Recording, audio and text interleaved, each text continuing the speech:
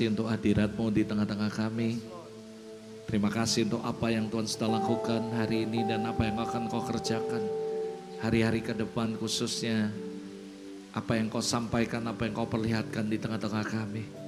Biar kami menjadi orang-orang yang mudah untuk merespon secara positif, merespon dengan benar apa yang Tuhan perlihatkan. Karena kami tahu Tuhan Kau punya tujuan untuk memperlihatkan semuanya. Biar kami menjadi orang-orang yang nurut, yang taat kepada Engkau Tuhan. Pagi hari ini kami buka hati kami siapkan hati kami Tuhan untuk mendengar kebenaran firman-Mu, untuk belajar sama-sama firman Tuhan. Berbicaralah di tengah-tengah kami. Tuhan, dalam segala keterbatasan hamba dan kesederhanaan, hamba lakukan hal yang sama di dalam keluarga mereka dan rumah secara nyata. Sekali lagi Tuhan, semua pemberitaan firman ini kami berikan, kami landaskan kepadamu dan kami mohon Roh Kudus yang ambil alih dan Roh Kudus yang menuntun. Kasih tepuk tangan yang meriah buat Tuhan Yesus.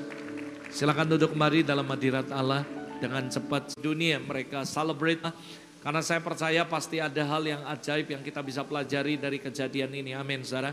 Pagi hari ini saya akan menyampaikan dengan sebuah judul khotbah, yaitu The Reason for Jesus Ascension. Sebuah alasan. Mungkin Anda berkata, kenapa Yesus mesti ke sorga dan sebagainya.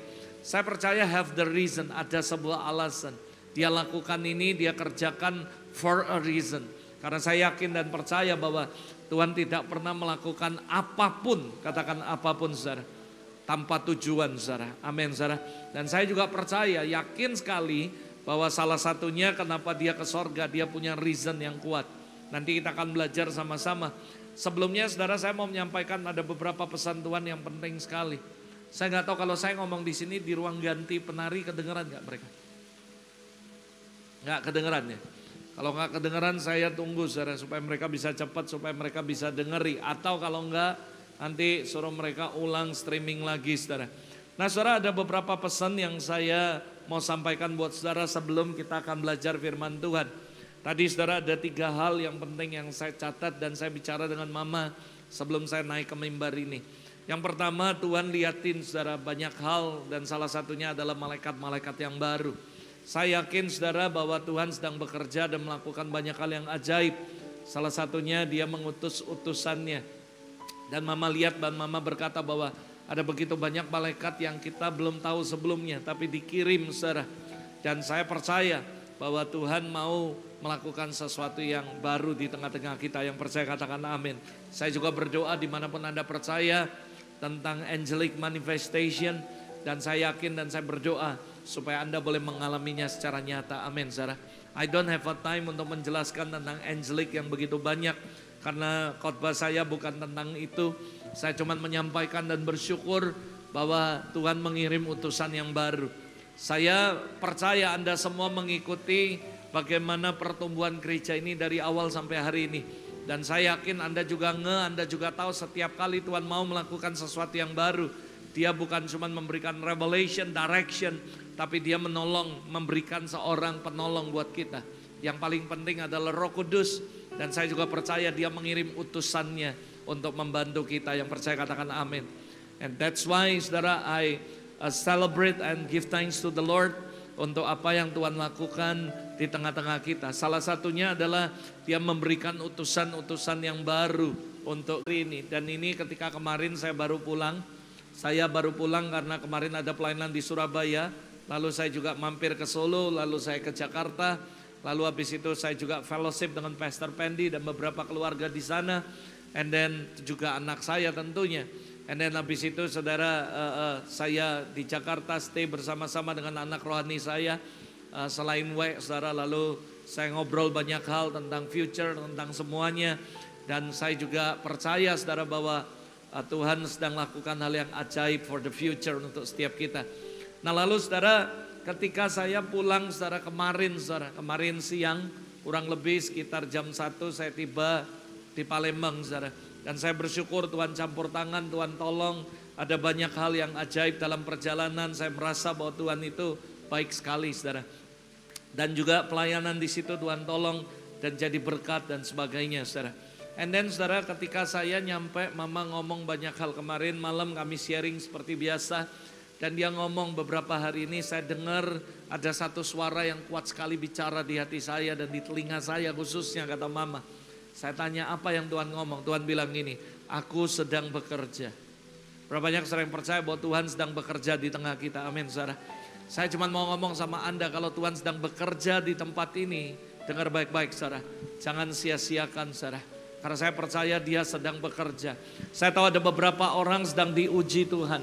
Salah satunya kemarin saya cerita di sini saudara, kami bersyukur saudara untuk salah satu anak di tempat ini, anak kami. Dan waktu ini dia beberapa bulan ini baru comeback dengan Tuhan. Tadi saya lihat di situ anaknya ikut nari, rasanya hati saya benar-benar tersentuh saudara. Dan saya lihat saudara anak ini sebenarnya anak baik, dia benar-benar cinta Tuhan. Dan tapi saudara saya nggak tahu kenapa karena dia hilang begitu lama. Sampai akhirnya dia balik dan dia kembali lalu melayani Tuhan kembali saudara dengan cara yang ajaib. Tadi saya lihat anaknya juga ikut nari melayani. I'm so glad dan sedikit terharu saudara. Lalu saya ngomong sama mama, puji Tuhan loh sekarang mulai jualan. Saya bilang yalah puji Tuhan kita doain terus saudara. Karena dia bekerja di showroom dan saya bersyukur bahwa Tuhan sedang bekerja. Tapi sebelumnya dia bilang waktu saya kembali ke Tuhan, saya nggak jualan 1 bulan. Dan setan mulai ngomong, ngapain kamu pelayanan? Lihat kamu pelayanan, kamu nggak bisa jualan, mau makan apa dan sebagainya. Tapi saya bersyukur dia tetap setia, dia tetap melayani. Saya sekeluarga sudah ngomongin dia, terutama Ama. Dan my mom sering ngomong sama dia, kamu itu diuji loh. Ketika kamu balik sama Tuhan, kamu akan diuji. Mungkin kamu akan susah, gak bisa jualan, gak bisa apa. Tapi kalau kamu setia, percayalah Tuhan gak pernah ingkar janji. Dan beberapa hari ini saya lihat terus bahwa dia mulai jualan kembali. Dan saya percaya for the next, dengar baik-baik, God will bless us. Tuhan akan memberkati Anda jauh lebih dari apa yang Anda pikirkan dan doakan. Ada amin. Yang penting setia. Nah saya cuma mau sampaikan, Tuhan ngomong jelas sekali, aku sedang bekerja. Saudara jangan ngomong, wah kalau Tuhan ngomong aku sedang bekerja, ya sudah aminkan aja. Pertanyaan saya satu, apakah Anda ngerti ketika Tuhan ngomong aku sedang bekerja?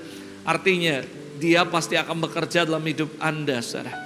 Mama juga cerita kemarin ada 5 orang yang Ama panggil secara personal. Lalu Ama ngomong dari hati ke hati. Saya ngomong sama Anda ya 5 orang ini, kalau Anda meremehkan apa yang Tuhan sampaikan, Anda benar-benar bodoh. Menurut saya dari sekian banyak orang, kenapa cuma 5 yang dipanggil? Karena Tuhan sayang sama kalian. Dan dia mau nyampein sesuatu buat kalian supaya kalian berubah. Supaya kalian tidak berubah setia juga sama Tuhan. Kalau mungkin ada hal-hal yang kurang baik, Tuhan ngomong supaya Anda berubah. Tapi kalau ada yang sudah baik, supaya Anda jangan berubah saudara. Tuhan ngomong, saya nanya, Mak, siapa aja yang kamu sampaikan? Tentu saya nggak akan ngomong di sini satu persatu. Salah satunya dia bilang, ini diingati Tuhan, berkat ada di depan meja. Berkat sudah di depan mata semuanya. Jangan sampai hitung-hitungan sama Tuhan dalam melayani. Jangan sampai hati berubah sama Tuhan. Dan jujur kenapa Tuhan ngomong? Karena kamu sudah berubah, nggak seperti dulu. So makanya saya ingetin Anda, ketika Roh Kudus ngomong, aku sedang bekerja. Percayalah saudara, dia mau bekerja dalam hidup Anda. Kamu gak boleh kompromi dengan keadaan. Kamu gak boleh hitung-hitungan sama Tuhan. Dan percayalah kalau kamu lakukan itu, you will be blessed. Ingat ya, tujuan kita bukan nyari duit, bukan nyari kaya, bukan nyari duit dan berkat. Tapi cari Tuhan saudara. Tapi ketika kamu cari Tuhan, kamu ketemu Tuhan. Gak usah takut apa yang kamu pikirkan, apa yang kamu makan, apa yang kamu minum, apa yang kamu pakai. Karena Bapamu yang di sorga tahu apa yang kamu butuhkan. Banyak saudara, sudah diomongin Tuhan, kamu harus gini, gak mau nurut, Anda rugi sendiri. Dan saya mau sampaikan ini pesan yang kedua, aku sedang bekerja kata Tuhan. Dan saya sangat yakin kalau Tuhan ngomong sedang bekerja, tadi dilihat ada banyak malaikat seliwiran kemana-mana. Dan saya tahu karena dia sedang bekerja. Dia mau melakukan sesuatu yang ajaib di tengah kita. Dan salah satunya berapa banyak saudara yang percaya, in Jesus name, kita akan move in the new place. Ada amin saudara. Saya yakin sekali. Yuk sama-sama kita akan doakan sama-sama. Ada beberapa teman-teman nanya saya, Pastor ada apa dengan tempat ini? Gak ada apa-apa. Tapi saya percaya saudara, this is the time buat kita to move to another level. Ada amin saudara. Tuhan akan memberkati semuanya. Believe me saudara. Dan dia bilang aku sedang bekerja. Dan kalau dia sedang bekerja, responi. Atau kalau enggak Anda akan ketinggalan. Anda enggak ngalami apa-apa. Dan yang ketiga, ini yang paling penting, dengeri semuanya. Dengeri, ini penting sekali. Tuhan bilang gini, pertama Tuhan kasih penglihatan lagi. Ada begitu banyak orang sedang nangis, saudara. Minta tolong, teriak dan sebagainya. Saya sering ngomong sama orang-orang, termasuk Anda semua jemaat di tempat ini yang saya kasihi. Carilah Tuhan selama Ia berkenan ditemui. Jangan sia-siakan waktu yang ada. Jangan berubah setia sama Tuhan. Hari-hari ke depan akan ada banyak hal yang sukar akan terjadi. Dan banyak orang nangis baru ngomong, Tuhan tolong. Waktu kamu sedang seperti ini, kamu lupa cari Tuhan. Kamu gak sungguh-sungguh melayani. Kamu hitung-hitungan sama Tuhan. Saya kasih tahu buat saudara, jangan sia-siakan waktu yang ada. Carilah Tuhan. Nanti ya ada aja tiba-tiba kena inilah, apalah, semualah. Saya gak ngutuki saudara, saya berdoa untuk kebaikan saudara. Tapi saya cuma mau sampaikan buat Anda, jangan sampai nyesel di kemudian hari. Dan dia bilang aku sedang bekerja. Dan Tuhan kasih lihat saudara banyak orang yang nangis dan sebagainya. Lalu tiba-tiba ada suara yang ngomong seperti ini. Dalam 3 bulan ke depan, catat baik-baik. Dalam 3 bulan ke depan saudara, kamu akan lihat perbedaan yang signifikan akan terjadi. Dan Tuhan ngomong, nah 3 bulan dimulai dari sekarang. Saya catat saudara. Karena saya yakin kalau Tuhan ngomong gak main-main, dia punya tujuan saudara. Dia ngomong aku sedang bekerja. Lalu dia bilang mulai dari hari ini 3 bulan ke depan. Dia ngomong gini sama kita saudara. Dan dia bilang kalau kamu punya atau ngalami kelebihan atau diberkati dengan uang saudara. Sekali lagi saya gak ada isu kalau ngomong duit di tempat ini. Karena Anda tahu semua tentang kami dan sekeluarga kami. Tapi Tuhan ngomong gini, kalau kamu berkelebihan dalam 3 bulan mulai dari hari ini sampai 3 bulan ke depan, Tuhan ngomong gini, bantulah orang-orang yang membutuhkan. Garis bawahi, dimulai hari ini sampai 3 bulan ke depan, Tuhan bilang, kalau kamu berkelebihan, kalau kamu ngalami kelimpahan, bantulah orang-orang susah. Dan Tuhan kasih lihat. Dan Tuhan ngomong, kamu lihat kan banyak orang nangis. Karena mereka susah, mau makan aja sulit. Karena mereka susah. Ada yang sakit tapi gak mampu untuk bayar uang rumah sakit atau untuk berobat. Ada yang bahkan gak bisa makan, kurang makan. Dan Tuhan ngomong, 3 bulan dimulai hari ini. Bantulah orang-orang yang seperti itu. Saya gak tahu bagaimana respon Anda. Tapi saya langsung mutusin sama mama.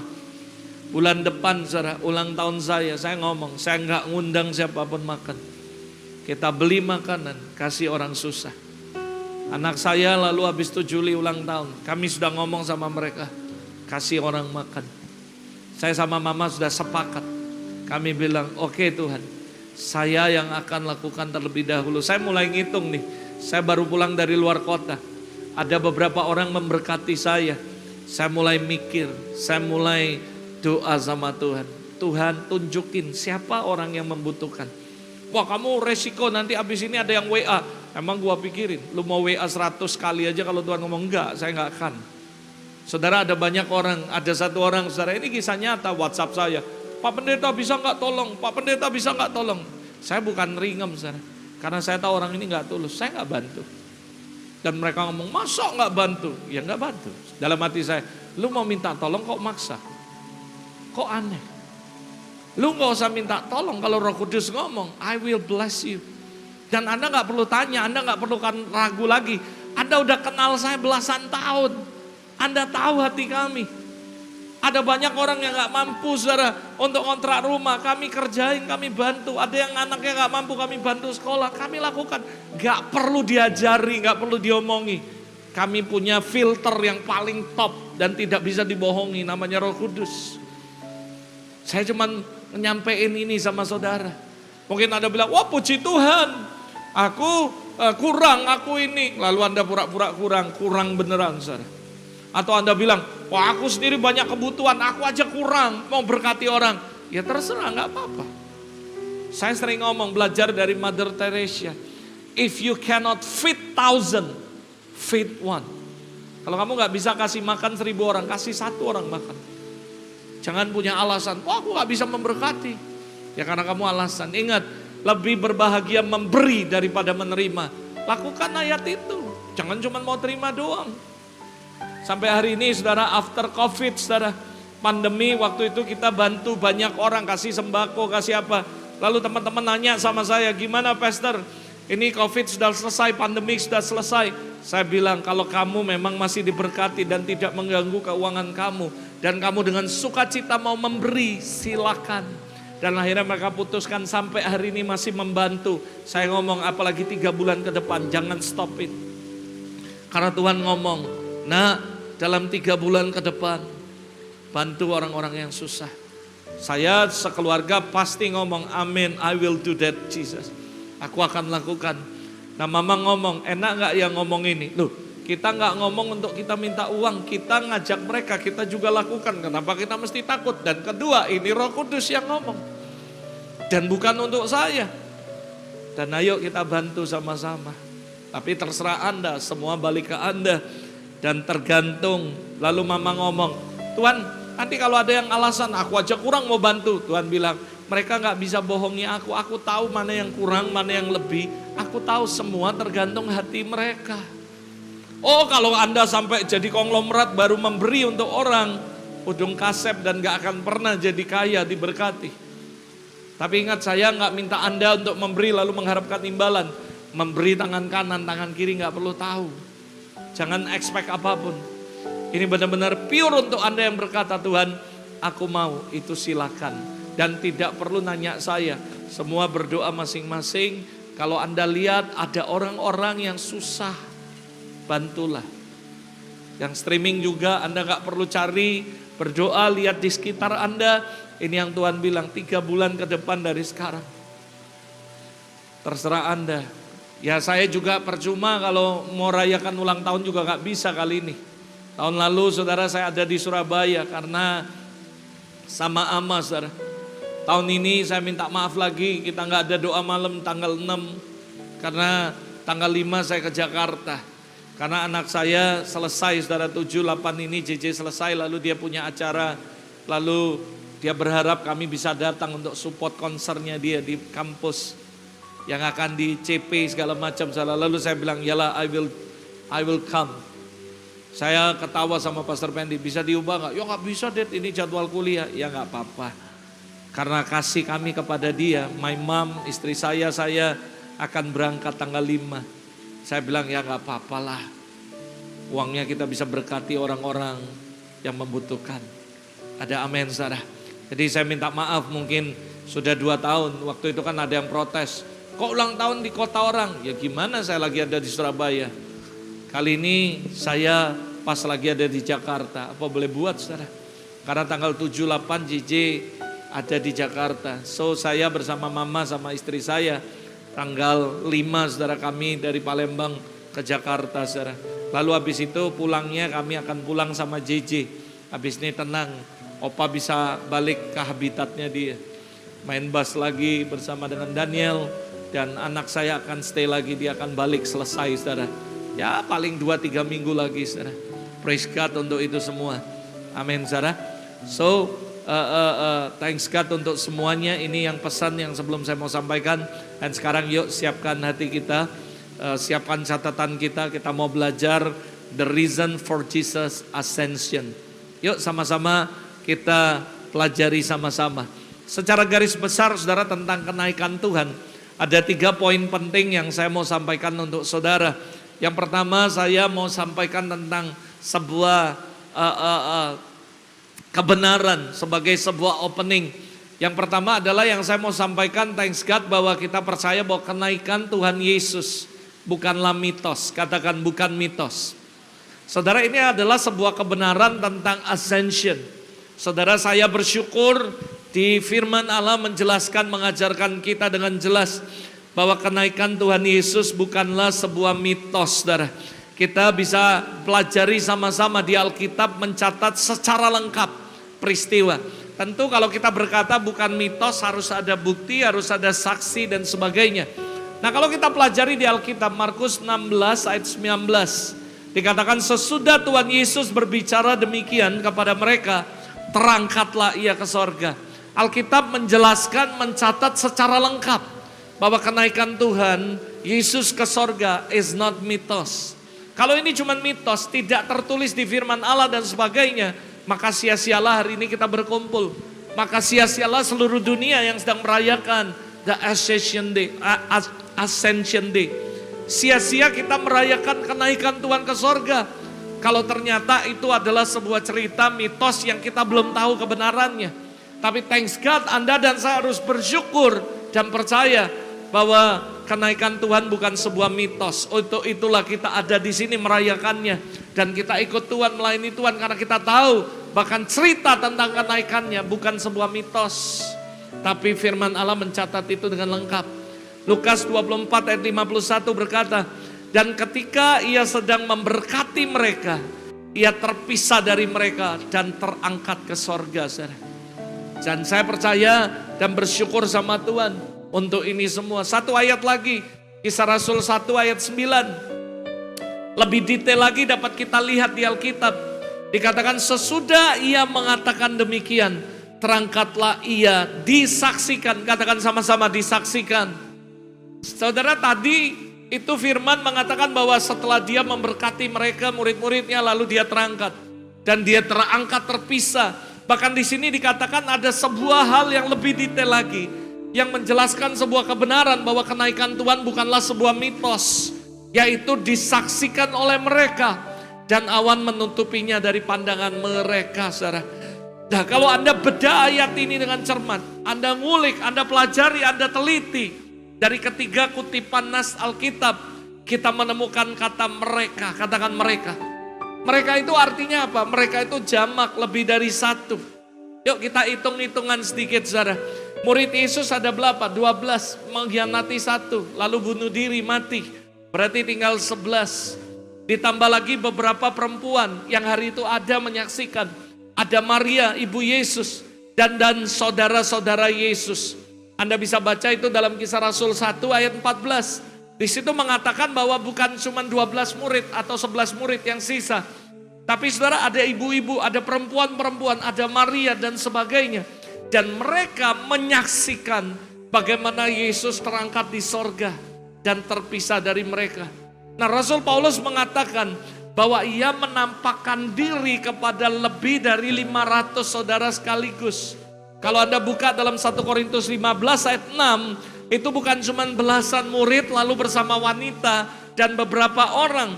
Tapi di situ dikatakan kurang lebih saudara ada 500-an saudara sekaligus. Dengan kata lain sekali lagi, saksi mata yang menyaksikan kenaikan Yesus di sorga lebih dari ratusan orang. Amin, saudara. Nah, saudara, saksi mata dalam sebuah peristiwa itu sangatlah penting. Itu sebabnya dalam peradilan di dunia pun membutuhkan saksi mata untuk menguatkan sebuah peristiwa atau peradilan. Dan saya bersyukur, saudara, tempat kejadian perkara juga harus jelas. Saksinya harus jelas. Dan saya berani katakan kepada Anda sebuah kebenaran bahwa kenaikan Tuhan Yesus ke sorga is not mitos, bukan mitos. Kenapa? Tempat kejadian perkara ada, sampai hari ini ada. Dan yang kedua, saksi mata ratusan, bukan 1-2. Dan yang ketiga, saya percaya tertulis dalam firman Allah. Dan kita percaya bahwa firman Allah adalah dari Allah dan benar, saudara. Itu sebabnya ketika kita tahu bahwa ada di firman Allah, disaksikan oleh ratusan orang, tempat kejadian perkara juga ada. Dan kita berani pastikan dan kita bersyukur dan kita yakin kenaikan Tuhan di sorga bukanlah mitos. Ada amin, Sarah. Jadi kita perlu bangga dan bersyukur. Tempat kejadian perkara Anda tahu namanya Bukit Zaitun. Menjadi saksi bisu terhadap kenaikan Tuhan. Murid-murid Yesus menjadi kesaksi mata. Menyaksikan secara langsung bagaimana Tuhan naik ke sorga, saudara. So ini kebenaran pertama. Kalau kita pelajari tentang kenaikan Tuhan. Bahwa kita harus bersyukur. Makanya Paulus ngomong, ini bukan cerita dongeng isapan jempol. Tapi ini benar-benar terjadi, saudara. Apa yang terjadi beneran, saudara? Yaitu satu, saudara, bahwa kenaikan Tuhan bukanlah mitos. Amin, saudara. Kebenaran yang kedua sebagai biblical foundation tentang Ascension Day. Dikatakan yang kedua adalah apa? Kenaikan Tuhan membuktikan bahwa Yesus berasal dari sorga, saudara. Dan ini adalah sebuah kebenaran bahwa kenaikannya di sorga membuktikan dia kembali kepada asalnya. Karena dia memang dari sorga. Dan dia sudah sampaikan kepada murid-muridnya, aku ini dari sorga bukan dari dunia dan sebagainya. Ada beberapa orang percaya, ada beberapa orang gak percaya. Ahli-ahli Taurat gak percaya. Mereka percayanya bahwa dia adalah anak dari Yusuf dan Maria. Dia gak percaya. Tapi hari itu Yesus membuktikan. Dia kumpuli murid-muridnya. Dan ada banyak ratusan orang menyaksikan. Tiba-tiba dia terangkat ke sorga. Dia pulang ke rumahnya, saudara. Dan kita bersyukur ada kebenaran yang kita bisa pelajari daripada kenaikan Tuhan Yesus. Yang pertama, it's not mitos, itu real, saudara. Dan yang kedua, kenaikannya membuktikan bahwa dia berasal dari sorga. Dan bukan cuma dia berasal dari sorga, bahwa dia anak Allah, dia Tuhan, saudara. So ketika kita merayakan hari ini kenaikan Tuhan Yesus di mana-mana, kita harus bangga dan bersyukur. Karena Yesus membuktikan semua nubuatan yang dikatakan oleh Nabi, bahwa dia akan lahir, dia akan mati, dia akan bangkit, dan dia akan, saudara, naik ke sorga, duduk di sebelah kanan Allah Bapa. Semuanya tergenapi, saudara. Ada amin, saudara. So kita bersyukur untuk itu. Makanya hari ini di seluruh tempat, semua orang Kristen celebrate together, mengucap syukur bahwa Yesus benar-benar membuktikan bahwa dirinya adalah berasal dari sorga. Nah, kalau kita pelajari dalam iman kekristenan, saudara, ada 4 hal yang penting sebenarnya. Sebenarnya ada 5 sih, tapi ada 4 yang sering-sering banget disampaikan. Yang pertama, iman Kristen ini tentang kelahiran Tuhan. Dan semua orang percaya, bahkan ada orang Majus, ada semua orang, dan seluruh dunia merayakan tentang kelahiran Yesus. Datang sebagai juru selamat. Yang kedua adalah kematiannya, yang kita sebut Paskah, saudara. Dan ini semuanya merayakan kematian Kristus, saudara. Lalu kebangkitan Paskah, saudara. Dan saya tahu seluruh dunia merayakan ini. Yang keempat adalah kenaikannya, Ascension Day, yang kita rayakan hari ini. Dalam iman kekristenan, baik kelahiran, kematian, kebangkitan, maupun kenaikannya sama-sama memiliki makna yang penting yang bisa kita pelajari dan kita bisa pelajari bersama-sama. Ada amin, saudara. Sebenarnya dari 4 ini adalah semuanya dinubuatkan oleh Yesaya, dinubuatkan oleh Nabi bahwa akan lahir juru selamat, lalu dia akan mati bagi kita menebus dosa kita, lalu di hari yang ketiga dia akan bangkit, lalu dia akan kembali ke sorga, duduk di sebelah kanan Allah Bapa. Ada amin, saya. Semuanya digenapi, cuman satu yang belum, saudara, yaitu kedatangannya kembali, saudara. Tapi menurut iman kepercayaan orang Kristen, 4 hal ini memiliki makna yang penting yang kita bisa pelajari bersama-sama. Itu sebabnya hari ini saya mengajak Anda, yuk kita belajar sama-sama the reason atau makna dari kenaikan Tuhan Yesus ke sorga, saudara. Saya yakin sekali semuanya penting. Kelahirannya penting, kematiannya penting, kebangkitannya juga sangat penting. Dan saya juga percaya kenaikannya di sorga itu juga penting. Tadi ketika doa sebelum persiapan ibadah, Ama bilang sama saya, dia lihat Yesus tiba-tiba naik ke sorga. Tapi sebelum dia naik, dia memberkati kita semua. Saya bilang itu salah satu poin khotbah. Mama saya nggak tahu saya khotbah apa. Karena kemarin pulang dari perjalanan ke Palembang, saya mempersiapkan khotbah dan sebagai habis makan siang, saya ngulik lagi, saya belajar lagi. Dan my mom gak tahu apa yang mau saya khotbahkan. Dan saya ngomong, Ma, apa yang kamu lihat tadi? That is one of my point dalam preaching hari ini. Dan ini yang terjadi. Yuk kita belajar sama-sama. What is the reason? Maknanya apa? Alasannya apa? Saya yakin Yesus naik ke sorga. Ada makna yang kita bisa pelajari secara luar biasa. Ada amin, saudara. Saya yakin Tuhan Yesus naik ke sorga bukan sekedar pulang kampung. Yesus naik ke sorga bukan cuma sekedar pulang ke rumahnya di sorga. Tapi kenaikan di sorga saya percaya, saudara, memiliki arti yang penting. Yang setuju katakan amin.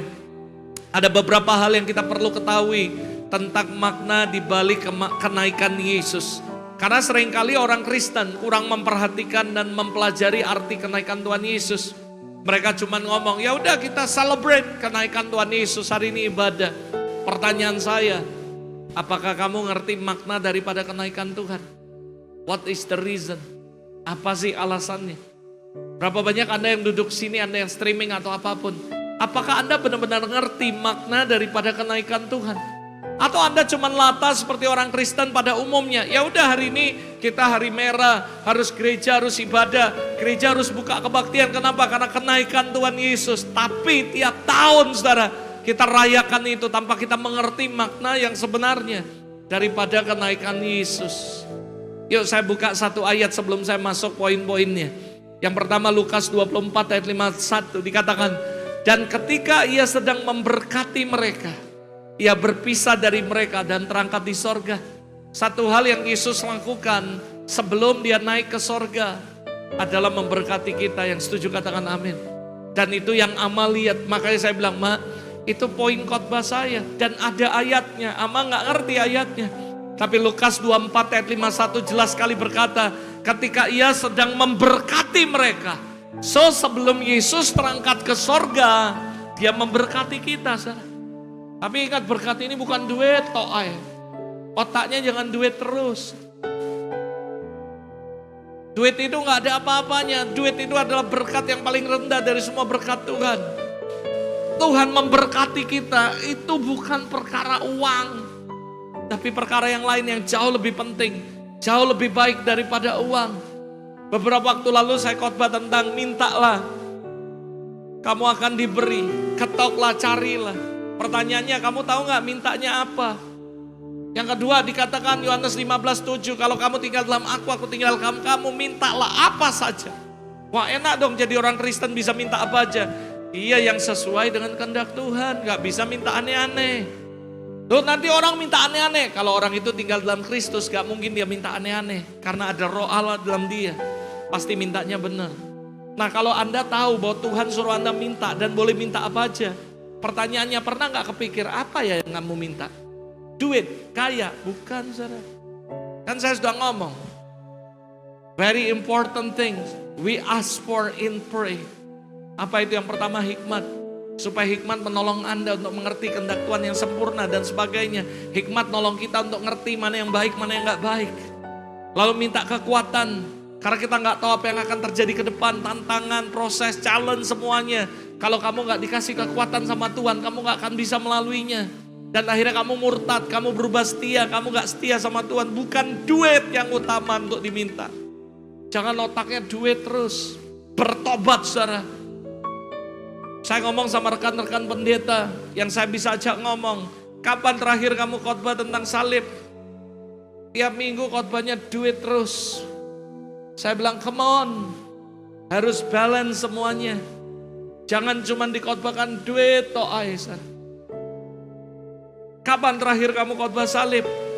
Dan saya bercandai mereka, banyak pun Anda khotbah salib, ujung-ujungnya balik ke duit.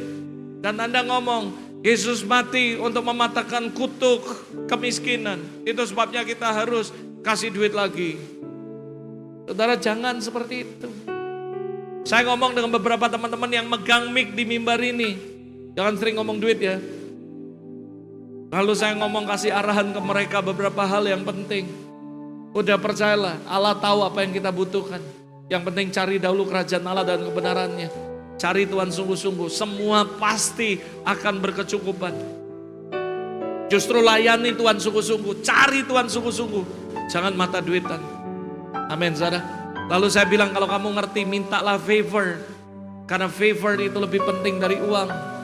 Yang terakhir, mintalah penyertaan Tuhan. Sehingga kemanapun kamu pergi, Tuhan sertai kamu. Itu jauh lebih penting dari duit. Itu yang paling penting yang harus kamu minta. Bukan duit. Dan ingat ayat ini ngomong, ketika ia sedang memberkati mereka. Saya gak ngomong tentang duit, garis bawahi kata saya, it's not duit. Tuhan memberkati kehidupan kita. Habis itu dia terangkat ke sorga. Artinya dengar baik-baik, sebelum dia terangkat pun ya, dia memberkati kita. Itu yang Ama lihat, dia memberkati kita. Lalu satu ayat lagi, Kisah Rasul 1 ayat 9. Sesudah ia mengatakan demikian, terangkatlah ia disaksikan oleh mereka, dan awan menutupinya dari pandangannya, saudara. Nah, ada beberapa hal yang perlu kita pelajari seputar kenaikan Yesus ke sorga. Lukas mencatat di ayat di atas bahwa kenaikan Yesus disaksikan murid. Kok bisa? Karena simpel, saudara, karena Yesus tahu kenaikannya memiliki makna yang penting. Dan Tuhan tahu setan berusaha menghilangkan fakta ini, membuat Anda ragu, memakai orang-orang untuk mengaburkan, memalsukan, bahkan memberikan isu-isu yang gak penting, saudara, menutupi fakta daripada kenaikan Yesus.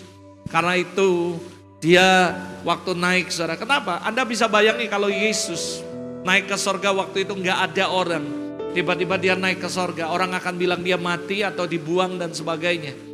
Maka waktu zaman itu gak akan ada murid, 12 rasul dan semuanya, dan tidak akan sampai ke sini Injil. Berapa yang saudara ngerti, katakan amin. Tapi Yesus tahu setan mau, bahkan dia mati pun, saudara, mayatnya dia ngomong, wah nanti hati-hati jagain mayatnya, nanti tiba-tiba diambil, dicuri, ngomong dia bangkit, terjadi penyesatan. Nah sama kebangkitannya juga gitu. Makanya Yesus manggil 11 murid, ada wanita, ada saksi, ada semuanya. Ketika mereka lihat dengan mata kepala mereka bahwa Yesus naik ke sorga, tanpa harus ngomong khotbah lagi, saya percaya mereka semua akan radikal. Mereka semua akan jadi pengikut yang dahsyat, saudara. Karena mereka bukan dengar dongeng isapan jempol. Mereka lihat dengan mata kepala bahwa Yesus naik ke sorga. Membuktikan bahwa ini bukan mitos, bukan dongeng isapan jempol. Yang kedua, membuktikan bahwa dia benar berasal dari sorga. Membuktikan bahwa dia benar berkuasa dan dia adalah anak Allah, saudara. Karena tidak ada manusia yang bisa terangkat ke sorga kecuali Yesus, saudara. Ada amin, saudara. So itu sebabnya Yesus tahu, dia panggil saksi dan semuanya. Dan ada satu hal yang menarik yang ketika saya pelajari ini, saya sangat diberkati. Dan dia katakan waktu dia ngomong sama murid-muridnya, dan dia memberkati mereka, saudara. Saya berdoa supaya Anda sebuah ngerti the reason, for a reason. Kenapa Yesus naik ke sorga. Dia kembali ke sorga menunjukkan sekali lagi dia anak Allah. Dia berasal dari sorga. Dan dia juga menggenapi apa yang nabi-nabi telah nubuatkan. Bahwa dia akan lahir, dia akan mati dan bangkit dan naik ke sorga, saudara. So Yesus memang harus naik ke sorga. Mungkin ada beberapa orang bertanya, kenapa waktu Yesus bangkit dia gak usah ke sorga, dia bersama 11 muridnya memberitakan Injil ke seluruh dunia. Maka saya percaya banyak orang bertobat, betul. Tapi dia gak pakai cara itu. Karena apa yang di pikiran Tuhan bukan di pikiran kita. Mungkin kita bilang, wah Yesus kalau waktu itu gak naik ke sorga lagi nih, lalu menginjil bersama dunia, wah banyak orang bertobat, pasti semuanya. Bahkan orang Yahudi, orang yang gak percaya, nyalipi dia pun pasti bertobat. Tapi itu pikiran kita. Tuhan gak pakai cara itu, saudara. Dia pakai cara yang berbeda, saudara. Dia pakai cara yang lain, saudara. Tapi dia membawa semua saksi untuk menyaksikan. Supaya semua orang tahu bahwa He is the Lord. He is alive. Amin, saudara. Dia Allah yang dahsyat, saudara. So yuk kita pelajari sama-sama, sedikitnya saya dapatkan ada 5 poin penting. Makna daripada kenaikan Tuhan Yesus di sorga. Yang pertama, saudara. Ini yang disebut dalam Yohanes 16 ayat 33. Yaitu Tuhan memberikan berkat, kekuatan. Katakan sama-sama kekuatan. Pastor, kenapa penting kekuatan? Karena Yesus tahu ketika dia naik ke sorga, dia gak lagi bersama-sama dengan murid-muridnya. Dan murid-muridnya butuh kekuatan ilahi. Mereka akan menghadapi tantangan. Mereka akan hadapi challenge. Mereka akan hadapi sebuah proses. Dan mereka butuh kekuatan daripada Tuhan. Percaya hari-hari ke depan, saudara. Ketika Anda memaknai kebangkitan kenaikan Tuhan Yesus di sorga. Dan ayat ini berkata, dia memberkati mereka. Lalu dia naik. Kenapa dia memberkati? Karena dia tahu hari-hari ke depan mungkin kita akan hadapi banyak hal yang sukar. Hari-hari ke depan mungkin kita akan hadapi proses. Kita akan hadapi tantangan demi tantangan. Dalam rumah tangga, dalam bisnis, dalam pelayanan, dalam kehidupan, dalam semua hal. Dan we need the power from Holy Spirit. Kita butuh kekuatan daripada Tuhan. Dan dia memberkati kita dengan berkat kekuatan. Yohanes 16:33, semuanya itu kukatakan kepadamu supaya kamu beroleh damai sejahtera dalam aku. Dan dalam dunia kamu menderita penganiayaan, tetapi kuatkanlah hatimu. Aku telah mengalahkan dunia. Yesus ngomong sama murid-muridnya, kamu gak usah takut. Walaupun kamu akan mengalami penganiayaan, aku sudah mengalahkan dunia. Dan Tuhan memberkati setiap kita dengan berkat kekuatan. Saya tahu somehow kita gak ada masalah, gak ada apa, tiba-tiba kita digosipi orang, kita dihianati, kita dijelekin orang, difitnah, kita ngalami yang gak baik, kita ngalami banyak hal. Tapi Yesus katakan, aku sudah mengalahkan dunia. Kuatkan hatimu, teguhkan hatimu. Dan perkataan ini yang datang dalam kehidupan kita. Ketika dia naik ke sorga, dia memberkati setiap kita dengan berkat kekuatan. Supaya hari-hari ke depan, apa yang akan kita hadapi, kita akan diberikan kekuatan dalam Tuhan. Amin, saudara. Sekali lagi dalam khotbah saya, very important thing we ask for in pray.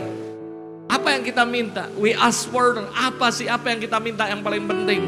Dan yang kedua adalah kekuatan. Sekali lagi kita perlu kekuatan. Even Jesus Christ himself, waktu dia masuk Getsemani, dia berkata, aku ini rasanya takut, rasanya mau mati.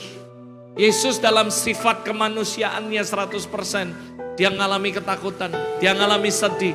Di Getsemani dia berdoa, ya Bapa kalau boleh lalukan cawan ini daripadaku. Seolah-olah dia berkata, kalau boleh aku gak usah mati di kayu salib. But it's not my will, but your will be done. Tapi bukan kehendakku, tapi kehendakmu. Yesus bukan takut mati untuk nebus saudara. Atau dia merasa bahwa gak worth it nebus saudara. Yang membuat Yesus gak worth it adalah dia harus terpisah dengan Bapaknya dalam kekekalan. Oleh karena dosa kita. Karena dia menanggung dosa kita. Bapak memalingkan wajahnya kepada dia. Dan dia berkata, Allahku kenapa engkau meninggalkan aku? Karena ada satu hukum, yang kudus gak bisa bersatu dengan yang gak kudus. Dan Yesus jadi tidak kudus. Yesus jadi berdosa. Karena dia harus menanggung dosa kita. Dan itu yang membuat dia takut. Dan rasanya mau sedih. Rasanya mau mati sana. Tapi apa yang terjadi? Alkitab mencatat. Tuhan mengutus malaikatnya. Dan memberi kekuatan kepada dia. And the end of the day, keluar dari Getsemani, Yesus sikapnya beda dengan waktu dia datang. Waktu dia masuk Getsemani, dia takut, gemetar, rasanya mau mati. Sampai dia stres, pembuluh darahnya pecah. Dan dia keluarkan peluh darah. Tapi waktu keluar, dia penuh kemenangan. Why? What is the secret? Karena Tuhan mengirim utusannya dari sorga. Dan memberi dia kekuatan, saudara. Dan itu yang Tuhan lakukan. Ketika dia naik ke sorga, dia mengirimkan seorang penolong buat kita. Dan memberikan kita kekuatan. Supaya apapun yang akan kita hadapi hari-hari ke depan, kita kuat. It's not because our strength. It's not because our power. But because the Spirit of the Lord. Bukan karena kuat gagah kita. Tapi karena dia memberkati kita dengan kekuatan. Harusnya dengar baik-baik.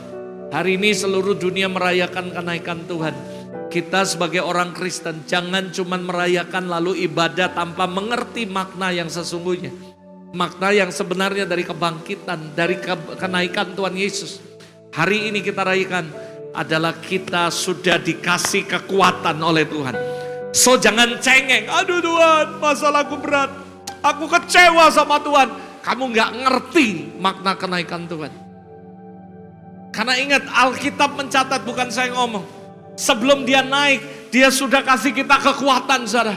Artinya dengar baik-baik, Filipi 4:13, amin. Segala perkara dapat kutanggung di dalam dia yang memberi kekuatan kepadaku. Karena Tuhan sudah kasih kita kekuatan. Jangan mau Tuhan, kenapa gak sembuh-sembuh kakiku? Saya ngomong sama orang, jangan pernah kecewa sama Tuhan. Mama saya udah 2 tahun kurang lebih naik kursi roda, duduk di kursi roda. Tapi dia gak berani kecewa marah sama Tuhan. Karena itu gak boleh. Saya ngomong sama mama, Ma, oke, kakimu lemah. Kamu masih belum bisa jalan normal, cuman pakai walker. Tapi seluruh tubuhmu sehat. Jantung sehat, semua sehat. Dan yang lain-lain sehat. Ada orang yang mungkin komplit tapi sakit dan sebagainya. Ucap syukur. Dan kamu pasti kuat. Karena Tuhan sudah kasih kekuatan kepada kita. Apalagi hari ini kita belajar makna dari kebangkitan Tuhan. Dia memberikan berkat kekuatan kepada kita. Filipi 4:13 juga jelas, segala perkara dapat aku tanggung di dalam Yesus yang memberi kekuatan. Jadi jangan lagi ngomong, Tuhan aku gak kuat, oh Tuhan aku gini. Anda pasti kuat, karena Tuhan memberkati kita dengan kekuatan. Jadi Anda harus ngerti makna daripada kenaikan Tuhan di sorga. Dia memberkati kita dengan kekuatan. Jangan suka ngeluh, aduh Tuhan kenapa Tuhan kok gini terus. Kamu ngaca saudara, jangan nyalain Tuhan. Berapa banyak saudara yang percaya Dia tahu apa yang kita perlukan. Dia Allah yang baik, Dia gak pernah kasih batu kalau Anda minta roti. Dia gak pernah kasih kamu ular, Dia gak pernah kasih kamu yang lain. Dia tahu kasih yang terbaik dan Dia tahu memberi yang terbaik untuk anak-anaknya. Kalaupun kita ngalami kesusahan, kalau kita ngalami proses, karena Tuhan sedang mendidik kita. Dia mau ubah kita.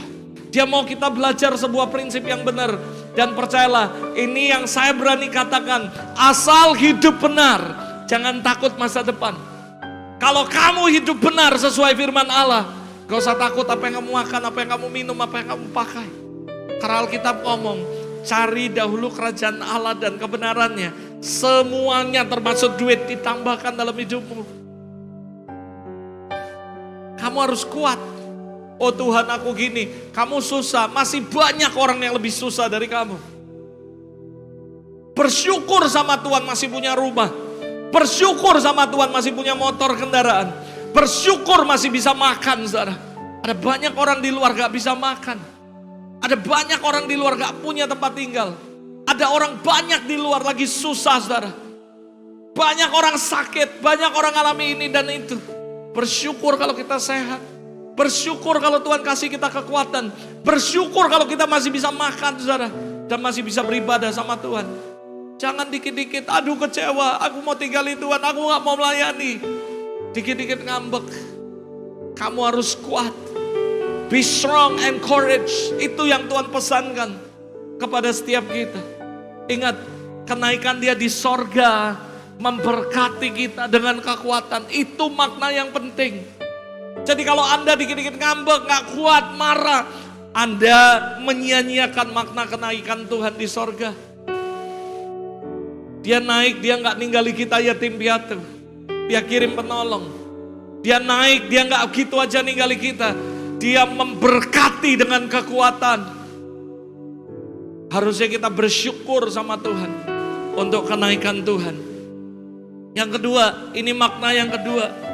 Kenapa Tuhan naik ke sorga? For a reason, sebuah alasan. Karena Dia bersyafaat bagi kita. Katakan bersyafaat bagi kita. Anda mungkin sering dengar kata ini. Tapi izinkan saya membaca sebuah ayat yang harusnya membuat hatimu terharu dengan apa yang Tuhan ngomong. Saya waktu baca ayat ini kemarin malam saya terharu. Saya sampai bilang, Tuhan, kalau kami gak cari Tuhan, gak ibadah, gak melayani Kau sungguh-sungguh, keterlaluan saudara. Kamu kecewa sama Tuhan, keterlaluan saudara. Kenapa? Dia bahkan naik ke surga untuk kepentingan Anda. Bukan cuma membuktikan bahwa Dia Tuhan dan menunjukkan bahwa Dia adalah dari sorga. Baca ayatnya Ibrani 9 ayat 24 ngomong gini. Sebab Kristus bukan masuk ke dalam tempat kudus buatan tangan manusia. Yang hanya merupakan gambaran saja dari yang sebenarnya. Tetapi ke dalam sorga sendiri. Untuk apa? Nih dengar. Untuk menghadap hadirat Allah. Untuk apa? Guna kepentingan kita saudara. Yesus naik ke sorga ngadap hadirat Bapa. Untuk Anda saudara. Untuk kita, untuk kepentinganmu. Dia gak ninggali murid-muridnya. Dia gak ninggali kita. Ini makna yang harus Anda pelajari, Anda ngerti, dan Anda bersyukur untuk makna ini. Karena Dia naik ke sorga, dengar baik-baik, untuk kepentingan Anda. Ngapain sih Yesus ke sorga? Dia menghadap hadirat Bapaknya. Menjadi apa? Menjadi pembela buat kamu. Menjadi apa? Menjadi orang yang akan menolong kehidupan kita. Dia bersyafaat buat kita. Ketika kamu mau dihakimi sama setan, kamu dihabisin, diomongin ini. Dia ngadep Bapak, dia bilang, Bapak, aku bela orang ini. Aku berdiri untuk orang ini. Ampuni dia Bapak. Mungkin kalau Bapak ngambek sama kamu, kamu udah mutung, kamu udah habis semuanya. Tapi ada Yesus yang berdiri untuk membela kita. Waktu Bapak lihat hidupmu gak benar, hidupmu gak aneh, kamu mungkin sudah mati, saudara. Mungkin kamu kesambar petir atau apapun. Tapi Yesus datang jadi pembela buat kita. Lihat, dia menghadap hadirat Bapa untuk kepentingan kita. Mungkin Bapak ngomong, udah cabut aja nyawanya, gak mau tobat-tobat. Penghakiman muncul. Tapi Yesus datang, Bapak ampuni mereka. Mereka gak tahu apa yang mereka lakukan. Lihat aku Tuhan, aku berdiri buat mereka. Kita gak bisa masuk hadirat Allah, karena Anda pelajari di Alkitab, kalau kita masuk ruang Maha Kudus, kalau mereka gak kudus, mati saudara. Mati di tempat. Lalu pakai lonceng, ditarik saudara. Tapi Yesus jadi perantara. Ibrani 10:19, oleh darah Yesus kita penuh keberanian dapat masuk ke dalam tempat kudus Allah. Bukan karena kita bersih, tapi ada Yesus sebagai pembela. Ada Yesus sebagai penolong. Ada Yesus yang berdiri buat Anda dan saya. Waktu saya baca ayat ini, I'm so glad and I'm so blessed and really touching my heart. Buat Tuhan, Engkau selalu bela aku di hadapan Bapa. Kalau bukan Kau, aku gak layak jadi pendeta. Aku gak layak alami kemuliaan. Aku gak layak alami hadirat Allah. Tapi saya yakin dan percaya, because the blood of Jesus, saya bisa masuk ke dalam tempat kudus Allah. Saya bisa menikmati hadirat Allah. It's not because of yourself, but because the blood of Jesus. Kamu gak layak untuk datang dalam hadirat Allah kalau masih ada dosa, masih ada hal yang gak benar dalam hidup kita, masih ada licik-liciknya dalam hati kita dan pikiran kita. Tapi Yesus berdiri bersyafaat buat kita. Dia jadi pembela kita. Ini adalah makna yang sangat penting yang harus Anda ngerti. Bahwa dia naik ke sorga, menghadap hadirat Allah untuk kepentingan kita. Saya waktu baca ini saya berkata, Tuhan, Kau baik. Aku sadar, aku ngerti. Aku ini gak layak. Aku ini gak benar. Kalau bukan Tuhan, gak mungkin kamu bisa masuk hadirat Allah. Kalau bukan karena darah Yesus, dengar, kamu gak akan mengalami kemuliaan. Kamu gak akan mengalami hadirat Allah. So thanks God for the blood of Jesus. Ada amin saudara. Ini maknanya saudara. Banyak orang Kristen, saya gak ngakimi. Mereka cuma kebaktian doang kenaikan Yesus tanpa mengerti maksud dan makna daripada kenaikan itu. Saya dari kemarin ngomong, Tuhan, kamu mau ngomong apa? Kami jarang merayakan kenaikan Tuhan Yesus. Mungkin Anda berkata, iya ya kok tumben kali ini kita buat. Saya gak tahu, tapi Tuhan ngomong sama Ama, celebrate. Makanya Ama bilang, kamu harus cepat pulang ya. Rabu harus sampai di sini. Pasti saya bilang.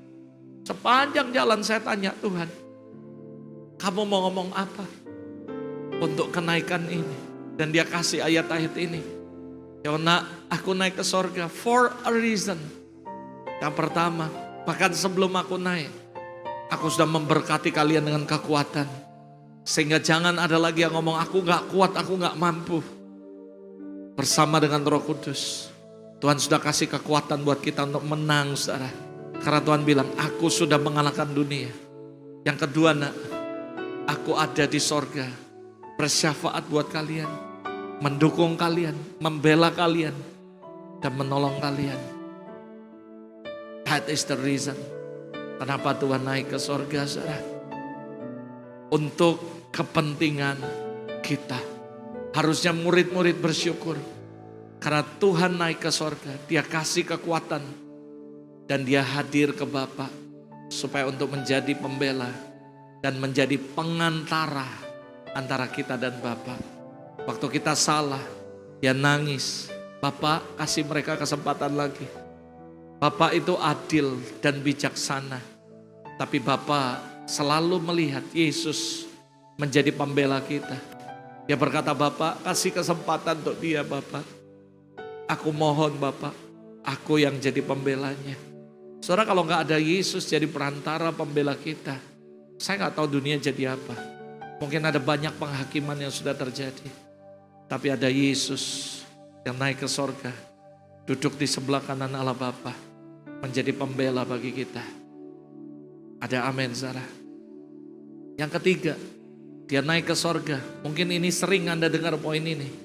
Adalah menyiapkan tempat bagi kita dalam kekekalan. Kita justru bersyukur, Yohanes 14 ayat 3 bilang, dan apabila aku telah pergi ke situ dan telah menyediakan tempat bagimu, aku akan datang kembali dan membawa kamu ke tempatku, supaya di tempat di mana aku berada, kamu pun berada. Waktu kamu renungkan ayat ini, seharusnya nggak ada lagi yang ngomong gini, Tuhan, aku ini pengen dekat sama kau, tapi kenapa susah? Anda bodoh. Lihat ayat ini, Yesus naik ke sorga, dia nyiapin tempat buat kalian.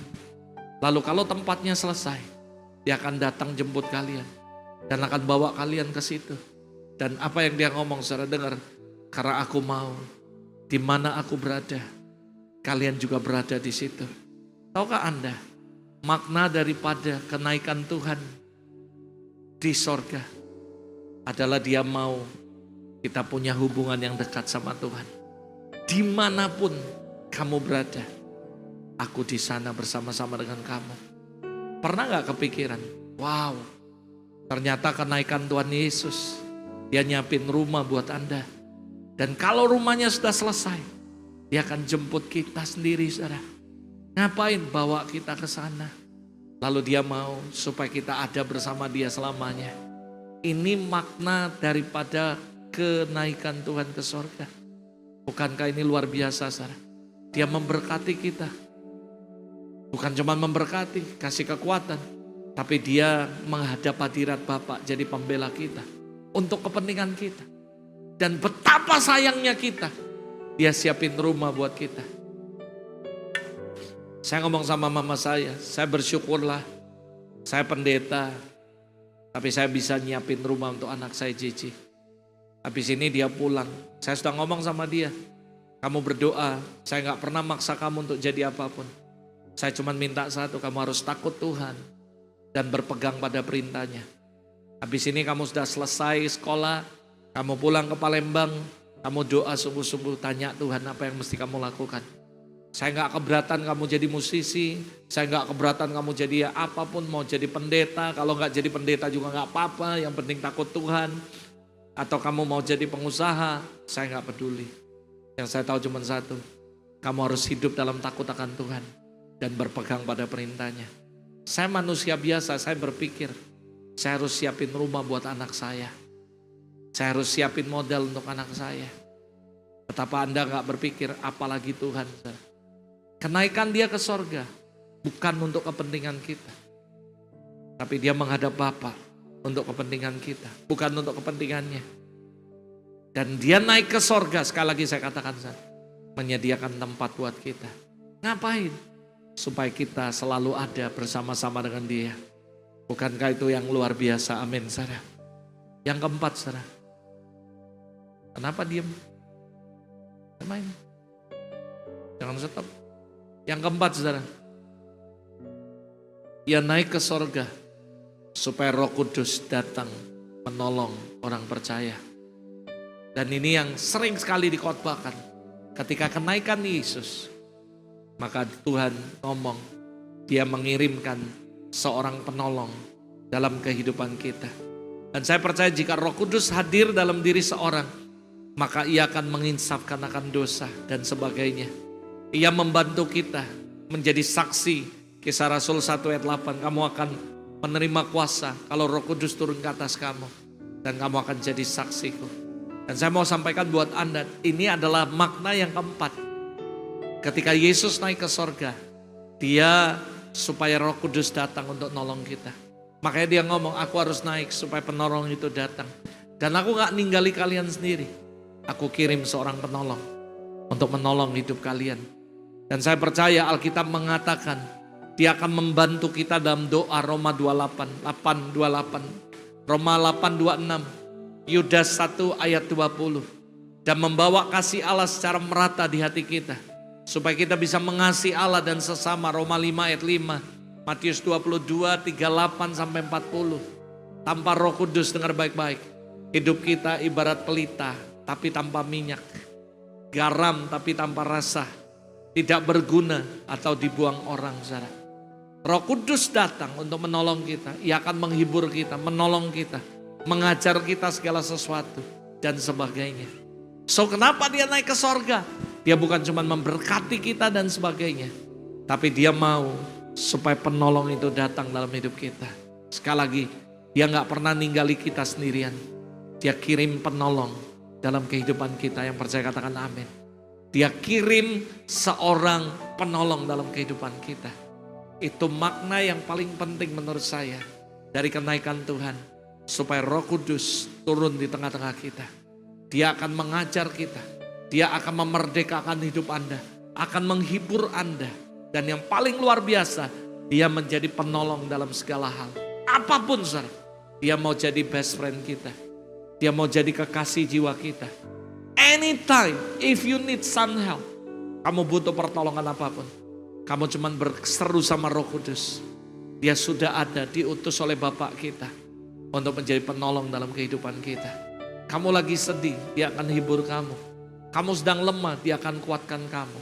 Kamu sedang mengalami kebingungan, dia akan direct kamu. Karena dia adalah Roh kebenaran. Yang akan menuntun Anda dalam semua kebenaran. Dan dia akan melakukan segala perkara dalam kehidupan Anda. Ada amin, saudara. Ini penting sekali supaya gereja mengerti. Bukan cuma sekedar merayakan, tapi gak ngerti makna daripada kenaikan Tuhan. Yang kelima, maknanya adalah Yesus akan datang kembali menjemput kita semua. Kalau Anda pelajari di Alkitab, saudara, semuanya tentang ini, semuanya digenapi. Bahwa dia akan lahir, dia akan mati, dia akan bangkit dan naik ke sorga. Dan yang kelima, dengar baik-baik, dia akan datang menjemput kita. Dan saya mau kasih tahu, dengar baik-baik gereja Tuhan. Kalau yang 4 dia genapi, yang terakhir pasti dia genapi. Kamu harus tahu, kalau Tuhan naik ke sorga, artinya yang keempat digenapi, tinggal yang kelima. Ngapain dia ke sorga? Yang ada poin 1, menyediakan tempat. Dia sedang siapin rumah kita. Dan kalau selesai, saudara, maka yang kelima ini akan digenapi. Dia akan turun kembali, menjemput Anda dan saya untuk dibawa ke sorga. Dan di mana dia berada, kita berada selama-lamanya bersama-sama dengan dia. 1 Tesalonika 4 ayat 16 berkata, sebab pada waktu tanda diberi, yaitu pada waktu penghulu malaikat berseru dan sangkakala berbunyi, maka Tuhan sendiri akan turun dari sorga. Mereka yang mati dalam Kristus akan lebih dahulu bangkit. Sesudah itu kita yang hidup yang masih tinggal akan diangkut bersama-sama dengan mereka dalam awan menyongsong Tuhan di angkasa. Demikianlah kita akan selama-lamanya bersama-sama dengan Tuhan. Jadi ini makna yang terakhir yang menurut saya gak boleh diremehkan. Bahkan ini yang belum digenapi. Dia lahir, dia sudah genapi. Dia mati, dia sudah digenapi. Dia bangkit, sudah digenapi. Dia naik ke sorga, sudah digenapi. Dan yang 4 ini sudah, yang 5 pasti dia akan genapi. Coming soon. Dia menyiapkan tempat bagi Anda dan saya. Begitu selesai, dia akan balik lagi. Jemput kita, membawa kita semua ke sorga, tinggal bersama-sama Tuhan di dalam kekekalan. Inilah makna daripada kebangkitan, kenaikan Tuhan di sorga. Supaya kita semua mengerti, saudara. Lalu bagian yang terakhir yang saya mau sampaikan adalah what the essence. Apa hal yang penting? Conclusion dari apa yang kita pelajari hari ini. Menurut saya dari semua hal yang kita pelajari, ada hal terpenting menjadi pesan Tuhan. Menjadi sebuah esensi kenaikan Tuhan Yesus. Menjadi hal yang terpenting pesan Tuhan waktu dia naik ke sorga. Ada 3 lalu saya akan tutup. Yang pertama, jadilah saksi Kristus yang efektif. Ingat, sebelum Yesus naik ke sorga, ada beberapa hal yang dia sampaikan kepada murid-muridnya. Dan itu harusnya jadi wasiat, katakan sama-sama wasiat. Saya yakin setiap orang sebelum pergi atau orang yang mau meninggal ketika dia menulis wasiat, itu artinya penting. Dan sebelum Yesus meninggalkan dunia, dan kembali ke sorga, meninggalkan muridnya untuk sementara waktu. Dia menitipkan beberapa wasiat penting. Yang pertama, Kisah Rasul 1 ayat 8. Tetapi kamu akan menerima kuasa kalau Roh Kudus turun ke atas kamu. Dan kamu akan jadi saksiku di Yerusalem, Yudea, Samaria sampai ke ujung bumi. Dan ini adalah perkataan sebelum Yesus naik. Dia ngomong sama murid-muridnya, kamu akan terima kuasa kalau Roh Kudus turun ke atas kamu. Lalu karena Roh Kudus turun ke atas kamu dan ada kuasa daripada Roh Kudus, kamu akan jadi saksi. Lalu habis itu dia ngomong, dia memberkati muridnya, lalu tiba-tiba dia naik ke sorga dan dia terangkat ke sorga. Artinya ini adalah perkataan Yesus sebelum dia naik ke sorga. Dan saya yakin perkataan terakhir adalah perkataan yang penting, adalah pesan yang penting. Itu sebabnya ketika saya merenungkan firman ini, saya berdoa, Tuhan apa maknanya? Saya juga mempelajari esensi yang terpenting dari kenaikan Yesus. Dan saya kutip, saya pelajari, saya baca Alkitab. Saya menemukan ada beberapa hal yang Tuhan ngomong sebelum dia bangkit, sebelum dia naik ke sorga maksud saya. Dan salah satunya adalah jadilah saksi Kristus yang efektif. Ingat, Tuhan gak panggil kita jadi saksi, bukan bersaksi maksud saya. Tapi jadi saksi, bersaksi mudah. Semua orang asal pintar ngomong, dia bisa pegang mic dan dia ngomong kesaksian, dia buka ayat, dia sampaikan ayat. Tapi kalau hidupnya gak jadi saksi, percuma. Tuhan panggil Anda jadi saksi, bukan sekedar bersaksi. Perbedaannya signifikan antara bersaksi dan jadi saksi. Dengar, orang yang bersaksi bahkan jago bersaksi. Oh, siapa yang mau kesaksian di gereja? Lalu ngomong, puji Tuhan, Tuhan lunasi utang saya. Puji Tuhan, Tuhan sembuhkan sakit saya. Puji Tuhan, saya ngalami hal berat tapi Tuhan angkat semua beban saya. Tapi kalau hidup gak jadi saksi, percuma. Dengar, Tuhan gak panggil kita cuman sekedar bersaksi, tapi jadi saksi, saudara. Dan saksi yang efektif. Maksudnya apa? Orang lihat hidup Anda, orang lihat Kristus dan orang bertobat. Dan Zakaria 8:23 akan terjadi. I will follow you. Karena aku lihat bahwa Kristus ada dalam kehidupanmu. Itu jadi saksi. Banyak hamba Tuhan, orang lihat hidupnya, gak jadi saksi, gak jadi berkat. Banyak pelayan Tuhan, melayani di mimbar semuanya kayak kudus. Tapi hidupnya gak jadi berkat, gak jadi saksi. Dengar, makna yang terpenting, pesan yang terpenting, esensi yang terpenting. Ketika Yesus naik ke sorga, dia mau Anda jadi saksi yang efektif. Perkataanmu, pikiranmu, perbuatanmu gak boleh jadi batu sandungan untuk orang. Kamu melayani dengan luar biasa, tapi kami jadi batu sandungan untuk orang lain. Sampai orang bilang ini, masa pelayan Tuhan kayak gitu? Masa hamba Tuhan kayak gitu? Saudara malu-maluin Tuhan. Dengar, Tuhan panggil kita untuk jadi saksi yang efektif. Jadi berkat. Titus pasal 2 ayat 7. Dan jadikanlah dirimu sendiri suatu teladan dalam berbuat baik. Hendaklah kau jujur dan sungguh-sungguh dalam pengajaranmu. Saya percaya teladan maksudnya apa? Artinya sesuatu yang patut ditiru, bisa dicontoh, jadi prototipe. Dan keteladanan adalah sesuatu yang orang lihat dari Anda dan dia berkata, aku bisa niru gaya hidup orang ini. Ini yang bisa aku contoh. Pertanyaan simpel, dari hidup Anda, apakah orang bisa ambil itu menjadi contoh untuk hidupnya dia? Kalau belum, kita belum jadi saksi yang efektif. Saksi yang efektif adalah ketika hidupmu jadi teladan untuk orang. Oh, ada yang ngomong, wah pendeta gini. Ya gak apa-apa.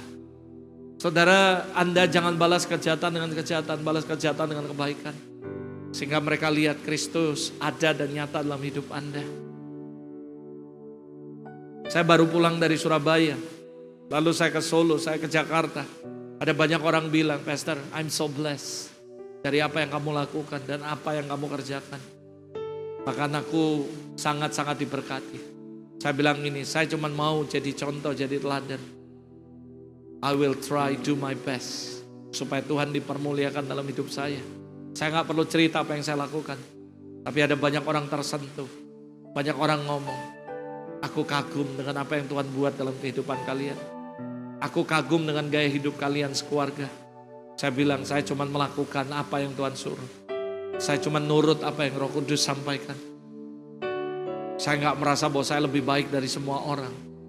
Tapi selama saya hidup, I will try do my best For glorify your name God. Untuk memuliakan namamu dalam setiap hidupku. Ingat, Tuhan gak minta Anda jadi terkenal.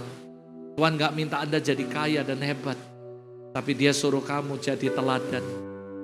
Dalam perkataanmu, dalam pikiranmu, perbuatanmu, dalam semua tingkah lakumu. Kamu harus jadi teladan untuk setiap orang. Yang setuju katakan amin. Teladan yang baik dalam hal apa? Dalam semua hal. Roma 12 ayat 2 jelas sekali berkata, be an example. Jadi teladan, contoh. Do not conform to the pattern of this world. Jangan menjadi serupa dengan dunia ini. Tuhan bilang sekali lagi, be an example. Jadi contoh, jadi teladan. Do not conform to the pattern of this world. Jangan jadi serupa dengan dunia ini. Makna yang paling penting menurut saya, esensi yang terpenting, pesan yang terpenting dari kenaikan Yesus. Dia mau hidupmu jadi teladan. Jadilah saksi yang efektif. Percuma dengar baik-baik, kamu merayakan tiap tahun kenaikan Tuhan. Kalau kamu gak sadar, di balik itu ada pesan penting. Supaya kamu jadi saksi yang efektif. Di rumah, bagaimana sikapmu dengan mertua, sikapmu dengan orang tua, sikapmu dengan istri, sikapmu dengan suami. Duitnya mau, tapi gak mau hormat sama suami. Tapi kalau duitnya mau, hormat gak mau. Suami mau ngajari bener, kamu gak mau. Kamu lebih percaya kata orang. Sama halnya dengan istri juga, suami juga. Kamu harus hidup benar. Jadi contoh buat istrimu. Jadi contoh buat anak-anakmu. Percuma kamu melayani kalau hidupmu gak jadi contoh untuk anak istrimu. Saya sering ngomong sama orang yang khotbah di sini ya. Saya akan stopi kamu khotbah di sini kalau istrimu gak mengaminkan apa yang kamu khotbahkan. Karena percuma kamu khotbah. Kalau istrimu sendiri orang yang paling dekat sama kamu gak mengaminkan apa yang kamu khotbahkan, artinya kamu harus belajar lagi. Kenapa saudara? Karena buat saya secara pribadi, khotbah bukan sekedar kamu tahu teologi, kamu pintar ngomong. Tapi kamu harus jadi teladan di rumah. Makanya saya ngomong melayani di tempat ini gak mudah. Melayani di tempat ini gak enak. Tapi saya gak nuntut apapun. Saya cuma ngajak Anda, be an example. Karena itu yang Tuhan suruh.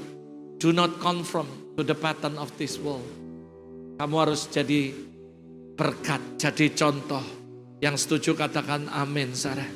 Nah gimana pastor untuk jadi contoh, jadi teladan? Simple sih, ada dua hal. Yang pertama, know the standard. Kamu harus tahu standarnya dulu. Standar dunia gini. Oh kalau orang Kristen harus gini. Kamu tahu standarnya. Lalu yang kedua, naikkan lebih tinggi dari standarnya. Maka kamu pasti jadi contoh. Kalau standar dunia 1, Anda naikin jadi 3, jadi 4. Maka kamu pasti jadi teladan. Lah gimana mau jadi teladan kalau standarnya aja kamu gak tahu. Misalnya contoh, kamu mau jadi pelayan yang baik. Kamu mau jadi pekerja yang baik. Karyawan yang baik. Toko buka jam 9. Kamu datang jam 9.15, kamu gak jadi teladan di toko itu, kantor itu. Kantor buka jam 9, kamu datang jam 8 terus. Artinya standarnya jam 9 kurang, kamu datang 1 jam lebih itu, kamu jadi teladan untuk orang. Kita punya ibadah jam 9, saudara. Lalu kita ngomong, jam 7 kita sudah doa, semua datang jam 7. Artinya hidupmu cuma standar. Saya sebagai gembala, saya harus jadi teladan buat Anda. Saya masuk jam 6, kalaupun kadang 6 kurang dikit. Tapi saya bersyukur, saya datang jam 6. Yang paling saya sering lihat nomor 1, Opa sama Donald. Jadi saya bersyukurlah, Opa luar biasa. Yang lain kadang iya, kadang enggak, kebanyakan enggak. Karena waktu saya datang jam 6 masuk ke gereja ini, saya tahu siapa duluan datang. Anda gak bisa nipu saya. Karena semua datang jam 7 wajibnya. Jadi jam 7 kita sudah jreng, kita udah worship sama-sama. Orang bilang, gereja lain datang jam 9, wong jam 9 khotbah, jam 8 baru praktis latihan musik. Saya gak mau, ibadah kita bukan kayak gitu. Kamu harus tahu standarnya, lalu naikin standarnya, baru kamu bisa jadi teladan. Saya ngomong sama Pilar, semuanya jam 7 kurang udah datang dan berdoa. Kenapa? Kamu pilar bukan jemaat. Kalau kamu datang jam 7 lewat, artinya kamu gak standar. Kamu gak ngerti standarnya. Standarnya jam 7. Saya gembala, saya datang jam 6 berlutut di situ. Tanya Donald, tanya Opa. Kamu gak bisa bohong saya siapa yang datang duluan, saya tahu. Jadi saudara, tahu dulu standarnya. Lalu naikin dari standarnya, maka kamu akan jadi teladan. Lah kalau saya jadi pendeta, doa ya jam 7, walaupun kebaktian jam 9. Saya datang 7.30, saya gak jadi teladan. Apa yang bisa Anda contoh dari hidup saya? Ngomong doa, ngajak orang doa, tapi sendiri gak doa. Saya ngajak Anda puasa, hari ini Kamis. Hari ini sebenarnya gak puasa, puasa kita Sabtu Minggu. Tapi istri saya tanya tadi, kamu mau makan atau gak sarapan? Enggak sayang. Kenapa? Ya anggaplah hari Minggu ini pelayanan, nanti habis kebaktian, habis khotbah baru kita makan. Kenapa? Saya mau jadi teladan. Jadi contoh, tahu standarnya, lalu naikin standarnya hidup kita. Baru bisa jadi teladan. Nah kalau kamu standarnya aja kamu gak masuk. Oh ya jangan lupa ya semua datang jam 7, oke. Kamu datang 7:05, 7 kurang 1 dengan bangga ngomong, aku gak telat, aku jam 7, ya gak apa-apa, kamu standar artinya. Yang lebih parah lagi yang jemaat jam 9 datang 9:30 dengan bangga ngomong, aku gak telat gereja belum mulai khotbah. Saya kasih tahu kamu gak standar berarti. Wah pastor jangan banter-banter khotbah nanti jemaat pergi. I don't care. Saya mau ngajari Anda jadi orang yang takut Tuhan dan sungguh-sungguh dan menghormati ibadah. Saya bersyukur saudara. Orang-orang di sini jam 7 udah rame ratusan udah. Praise the Lord. Gak semua gereja kayak kita. Saya khotbah di banyak gereja, 9:30 aja masih sepi, setengah jam ibadah. Lagu terakhir baru rame saudara. Saya khotbah keliling banyak gereja, model gitu semua kebanyakan. Saya bersyukur gereja kita punya standar yang luar biasa. Kebaktian kita jam 9. Jam 7 kita sudah 100 orang lebih datang dan berdoa. Praise the Lord. Pertahankan itu. Kalau kamu ikut saya khotbah ke gereja orang baru kamu tahu. Sudah mulai ibadah 15 menit aja masih sepi. 20 menit masih sepi. 30 baru agak rame saudara. Dan mereka dengan bangga ngomong aku belum telat. Saya kasih tahu ini bukan masalah telat gak telat. Kamu ngerti gak standarnya. Lalu kamu gak jadi contoh. Naikin standarnya. Baru kamu bisa jadi contoh. Yang ngerti katakan amin. Itu pesan yang penting. Mengenai kenaikan Tuhan Yesus. Yang kedua dengan cepat karena waktu. Pesan daripada Tuhan naik ke sorga. Yang penting sekali menurut saya sebagai sebuah conclusion yang kedua. Adalah kita harus living in the spirit. Katakan living in the spirit. Kenapa mesti living in the spirit? Karena waktu dia naik dia berikan Roh Kudusnya dalam hidup kita. Dan kita gak boleh nyanyiakan Roh Kudus. Kita harus tinggal dalam Roh Kudus. Living in the spirit. Karena kalau kamu living in the spirit. Maka kamu menghargai apa yang Tuhan kasih. Kamu gak living in the spirit, kamu gak menghargai kenaikan Tuhan. Karena kenaikan dia di sorga, dia gak ngasih apa, dia kasih penolong yaitu Roh Kudus. Dan waktu dia kasih kita penolong, kita gak hormati, kita gak tinggal bersama-sama dengan Roh Kudus. Kamu menyanyiakan pemberian Tuhan yang dahsyat buat hidup Anda. Yesus naik ke sorga, dia gak kasih kamu deposito. Dia gak kasih kamu duit, tapi dia kasih Roh Kudusnya turun. Dan menolong hidup Anda. Dan kalau kamu gak mau hidup dipimpin Roh Kudus, kamu gak mau tinggal dalam Roh Kudus, kamu menyanyiakan kenaikan Tuhan di sorga. Karena kalau dia gak naik, Roh Kudus gak turun. Dia naik supaya Roh Kudus turun. Menolong kehidupan saudara. Artinya kalau kamu gak mau living in the spirit dan tidak tinggal dalam Roh Kudus, kamu menyanyiakan kenaikan Tuhan di sorga. Karena kenaikan dia di sorga memberikan Roh Kudusnya dalam hidup kita. Saya berdoa supaya kita gak nyanyiakan Roh Kudus. Living in the spirit. Artinya tiap hari walking with Holy Spirit. Tiap hari bilang Roh Kudus penuhi aku. Tuntun aku. Kasih tahu aku. Ajar aku segala sesuatu. Roh Kudus tolong aku, ajar aku bagaimana aku harus berdoa. Roma 8 berkata kadang kita gak ngerti bagaimana berdoa. Tapi roh itu akan menuntun kita. Menyampaikan keluhan-keluhan yang tidak terucapkan. Ketika kita sedang bingung, Roh Kudus yang akan memberi arahan. Jangan sia-siakan Roh Kudus. Living in the spirit. Paulus ngomong, jangan kamu mabuk anggur. Karena anggur menimbulkan hawa nafsu. Tapi hendaklah penuh dengan Roh Kudus. Roh Kudus harus memenuhi kehidupan kita. Paulus gak membandingkan ini lalu menganggap mabuk anggur dengan Roh Kudus sama. Tentu itu perbedaan yang tidak bisa diperbandingkan. Tapi maksud Paulus tujuannya ngingeti manusia. yang sering mabuk anggur dan akhirnya penuh dengan hawa nafsu. Dan dia ngomong, jangan hidupmu dipenuhi dengan hawa nafsu, tapi harus penuh dengan Roh Kudus. Jangan hidupmu penuh dengan kedagingan, tapi penuh dengan Roh Kudus. Yang ketiga, yang terakhir, lalu saya akan tutup. Saya undang semua bisa maju ke depan pemusik WL Singer. Yang ketiga, menurut saya pesan yang penting sekali ketika Yesus naik. Yang pertama, saudara dengar baik-baik. Dan dia katakan yang pertama adalah supaya kita jadi saksi yang efektif. Yang kedua, supaya kita living in the Spirit. Yang ketiga, remember the Great Commission. Katakan sama-sama, the Great Commission. The Great Commission ini penting sekali buat kita. Yesus ngomong waktu dia naik ke sorga, sambil terangkat, saudara. Dengar, ada dua hal yang terjadi nih. Sebelum dia naik, sebelum dia terangkat, saudara. Yang ngomong ini, aku memberkati mereka dengan berkat kekuatan. Lalu tiba-tiba dia terangkat. Waktu dia terangkat, dia ngomong, karena itu pergilah, jadikanlah semua bangsa muridku. Baptislah mereka di dalam nama Bapa, Anak, dan Roh Kudus. Dan ajarlah mereka segala sesuatu. Dan ketahuilah aku menyertai kamu senantiasa. Jadi the Great Commission diberikan. Dan juga disertai dengan janji penyertaan daripada Allah. Dan dengar baik-baik, kalau Anda ngerti makna daripada kenaikan Tuhan di sorga, adalah memberikan the Great Commission buat kita. Banyak gereja menganggap penting gak penting lah penginjilan. Saya kasih tahu, ini bukan opsi. Ini bukan masalah penting gak penting. Ini the Great Commission, artinya wajib dan harus dilakukan. Yang setuju katakan amin. Banyak gereja pengen lihat revival. Mereka gak ngerti gimana caranya. Saya kasih tahu caranya. Preach the gospel and you will see revival. Ada amin, saudara. Preach the gospel and you will see the revival.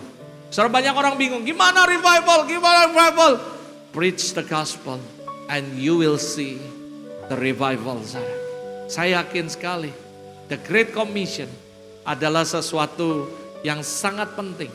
Tuhan Yesus sebelum naik ke surga memberi perintah, katakan perintah. Artinya kalau kamu gak melakukannya, ada sanksi, saudara. Ini bukan anjuran atau himbauan, tapi merupakan the Great Commission, perintah. Dengan demikian tidak ada, dengar baik-baik saudara, alasan untuk tidak memberitakan Injil. Ini bukan opsi, boleh atau enggak, ada atau enggak, mau atau enggak. Tapi tugas penginjilan ini diberikan kepada Anda dan saya dengan sebuah perintah. Menurut saya, the esensial daripada kenaikan Tuhan yang paling penting. Sekali lagi saudara, 3 hal ini saudara. Kamu harus benar-benar ngerti. Kalau kamu berkata, aku celebrate kenaikan Tuhan Yesus. Kamu harus ingat satu. Kamu harus jadi saksi yang efektif. Kamu harus living in the Spirit. Dan ingat ada the Great Commission. Everyone, setiap Anda dan saya wajib untuk memberitakan Injil. Dan membawa orang untuk datang kepada Tuhan. Ajar mereka, baptis mereka di dalam nama Bapa, Anak, dan Roh Kudus. Lalu muridkan mereka, ajar mereka. Dan bersyukur gereja kita sudah mengarah ke semuanya. Kita punya iCare, kita mau jangkau jiwa, bawa mereka dibaptis. Masukkan iGroup, come, grow, serve, lead. Mereka diajar segala sesuatu. Dan buat saya infrastruktur kita sudah siap.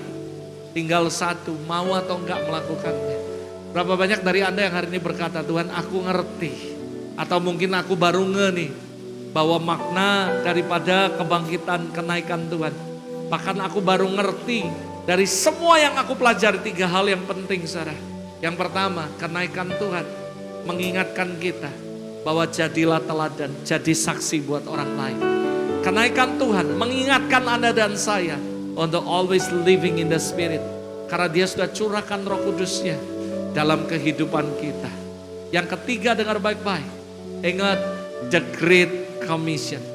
The Great Commission bukan anjuran. Bukannya mau atau enggak, boleh atau enggak, harus atau enggak. It's not option. Ini perintah. Siapa yang mau melihat revival di gereja ini? Angkat tangan saya. What we do, what must we do? Apa yang mesti kita lakukan? Katakan sama-sama, preach the gospel. Katakan lebih keras 3 kali lipat. Preach the gospel. Lebih kencang lagi. Preach the gospel. And you will see revival. Ayo semua anak-anak muda yang ada tempat ini. Beberapa waktu lalu Anda ingat sebelum saya berangkat ke Surabaya, saya doain Anda semua anak-anak muda di sini. Ayo bawa jiwa. Bawa orang-orang yang belum kenal Tuhan ke gereja Anda. Baptis mereka. Ajar mereka. Because that is the great commission yang Tuhan kasih buat kita. Gereja bukan cuma kumpul orang Kristen, lalu habis itu kita hai lalu pulang. Gereja harusnya back to the pressure, back to the great commission yang Tuhan kasih. Gereja harus sadar bahwa selamatkan yang terhilang. Bukankah ada istilah save the lost at any cost? Jangan cuma slogan, jangan cuma ngomongan, saudara, tapi kita lakukan. Yang mau katakan amin. Anak-anak muda, orang tua, lihat tetangga saudara yang belum kenal Tuhan. Apalagi kalau mereka lagi susah, ingat Tuhan suruh kita 3 bulan untuk berbuat kebaikan sama orang. Lihat di sini saudara, Pak Santo, istri dan anaknya. Itu ada karena satu orang namanya Johan berbuat baik sama keluarga ini. Satu keluarga saya yang baptis saudara di sini saudara. Dan mereka sekarang jadi jemaat yang setia. Saya rindu saudara ada banyak santok-santok yang lain. Yang Anda perhatikan, Anda doakan, Anda bawa ke gereja. Yang mau katakan amin. Ingat, kenaikan Tuhan hari ini mengingatkan Anda. Do the great commission dari Tuhan. Semua anak muda, Anda bukan cuma ngumpul di gereja. Semua kita harus, katakan harus, melakukan the great commission. The great commission bukan tugas pendeta. The great commission bukan tugas semua pekerja. Tapi kita semua saudara harus melakukannya. Mulailah dari hal yang sederhana. Bangun hubungan dengan orang. Lalu bawa mereka kepada Kristus. Ada amin saudara. Siapa yang mau katakan amin saudara? Yuk kita tundukkan kepala sama-sama di hadapan Tuhan. Terima kasih Tuhan. Thank you Lord. Thank you Holy Spirit. Haleluya. Makasih Tuhan. Thank you Lord.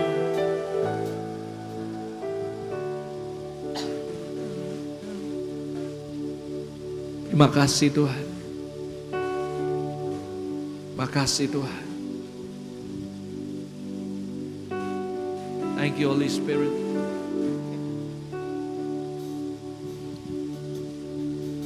Yuk kita tundukkan kepala, renungkan sama-sama. Aku bertahan, Kau harapan dalam kesesakan. Kau buktikan kesetiaan-Mu Tuhan. Engkau Allah Immanuel. Kau kuatkan aku bertahan. Kau harapan dalam kesesakan. Kau buktikan kesetiaan-Mu Tuhan. Engkau Allah Immanuel. Kau kuatkan aku bertahan. Kau harapan dalam kesesakan. Kau buktikan kesetiaan-Mu Tuhan. Engkau Allah Immanuel. Sebelum saya mengakhiri kebaktian pagi hari ini, berapa banyak dari Anda yang berkata, Tuhan, hari ini aku sudah dengar firman Allah. Dan aku mulai mengerti ada pesan yang penting di balik kenaikan daripada Tuhan Yesus ke sorga. Yaitu kami harus jadi teladan. Dimulai dari Yerusalem kami. Ingat, jadi contoh, jadi teladan bukan ke bangsa-bangsa dulu. Terlalu jauh. Mulailah di Yerusalemmu pribadi. Mulailah di rumahmu. Suami dengan istri, istri dengan suami. Dengan anak-anakmu, dengan mertuamu, dengan orang tuamu. Jadi saksi yang efektif. Bukan pergi ke bangsa-bangsa yang jauh. Tapi mulailah dari Yerusalem pribadimu. Lalu baru kepada yang lain, saudara. Jadi berkat di gereja, jadi berkat di tempat kerja. Jadi berkat di sekolah. Jadi berkat di rumah.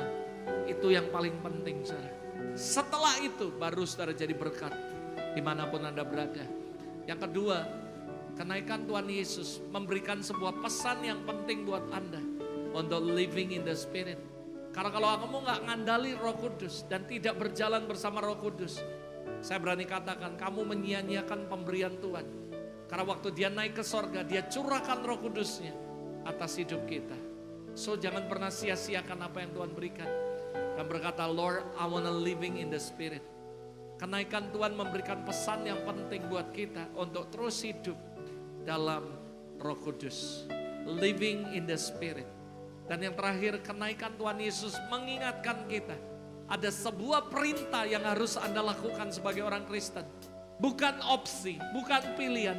Tapi perintah yang harus Anda lakukan. Yaitu pergilah jadikan semua bangsa murid Tuhan. Baptis mereka dalam nama Bapa, Anak laki-laki dan Roh Kudus. Dan ajarlah mereka segala sesuatu. Dan ini adalah the Great Commission. Dan saya percaya gereja harus back to the Great Commission. Kalau kamu mau revival, kamu mau lihat kebangunan rohani, preach the gospel. Preach the gospel and you will see revival. Yuk kita berdoa sama-sama hari ini. Anda berkata, Lord, I make a decision in my life. Aku mau berubah. Aku mau jadi saksi yang efektif. Aku mau hidup di dalam Roh Kudus. I wanna living in the Spirit. Dan yang ketiga Anda berkata, Tuhan, aku mau kembali melakukan the Great Commission. Kalau Anda orangnya, yuk kita bangkit berdiri sama-sama. Angkat kedua tanganmu sama-sama. Sama-sama angkat tanganmu. Dan berkata, Lord, this is me. It's me, Lord. It's me, Lord. Tuhan, kau lihat setiap orang-orang yang berdiri mengangkat tangan mereka. Bahkan teman-teman yang di rumah dimanapun Anda berada. Angkat tanganmu, bangkit berdiri. And let's we pray together. Bapa, aku berdoa Tuhan, kau lihat tangan-tangan yang diangkat. Engkau melihat setiap umatmu yang bangkit berdiri mengangkat tangan. Membuat sebuah komitmen yang baru. This morning, oh God, kami sadar bahwa hidup harus jadi teladan. Tuhan, kadang-kadang kami bisa putus asa. Karena kami seringkali mungkin jadi batu sandungan. Tapi hari ini kami mau memperbaiki diri kami. Aku berdoa Roh Kudus, berikan kami kekuatan, mampukan kami untuk mulai start dari Yerusalem kami. Kami jadi teladan dalam rumah tangga kami. Kami jadi teladan di gereja, kami jadi teladan di sekitar tempat pekerjaan kami dan keluarga besar kami. Roh Kudus, aku berdoa hari ini kami memutuskan untuk menjadi saksi Kristus yang efektif dengan memperbaiki kehidupan kami yang lama, membuang semua tabiat-tabiat yang jelek. Dan biar kami Roh Kudus hari ini diperbarui. Di dalam nama Yesus, Roh Kudus, aku berdoa, jamah setiap hidup kami yang ada di sini maupun di rumah dimanapun kami berada. Aku berdoa Roh Kudus, kuasa-Mu bekerja. Engkau sendiri berkata, nah aku sedang bekerja di tempat ini. Dan aku berdoa, bekerjalah Tuhan sebebas-bebasnya. Dimulai dari hidup kami, Engkau ubah semua yang jelek, semua yang lama, semua yang tidak baik, yang suka komplain, yang suka sungut-sungut. Hari ini kami bertobat, biar kami bisa jadi teladan dalam perkataan, dalam tindakan kami. Bapak, aku berdoa berkati setiap umat-Mu. I bless them. Aku berkatakan Tuhan kehidupan. I pray for breakthrough. I pray for healing. I pray for restoration to all of them in Jesus name. Jamah mereka Roh Kudus, jamah mereka. Jamah mereka Roh Kudus, jamah mereka. Dan hari ini aku berdoa, angkat tanganmu Tuhan, curahkan Roh Kudus-Mu dalam kehidupan kami. Terima Roh Kudus hari ini. Aku berdoa biar hari ini kami memutuskan untuk living in the Spirit. Mulai hari ini kami memberikan hidup kami dengan sukacita, dengan sukarela untuk dipimpin, diatur oleh Roh Kudus. Aku berdoa hari ini Roh Kudus penuhi setiap kami. Penuhi dari depan sampai belakang. Penuhi setiap kami, penuhi setiap kami, penuhi setiap kami, penuhi setiap kami, penuhi setiap kami. Right now in the name of Jesus. Holy Spirit, move right now. Move right now, move right now. Holy Spirit, fill me us. Fill us, Lord, fill us right now with your Spirit right now. Korabasha kata karabashe, hunama karabashe tetiara lalabashe tokoroboria lalabashe. Mari Roh Kudus penuhi dari atas semuanya, penuhi setiap kami.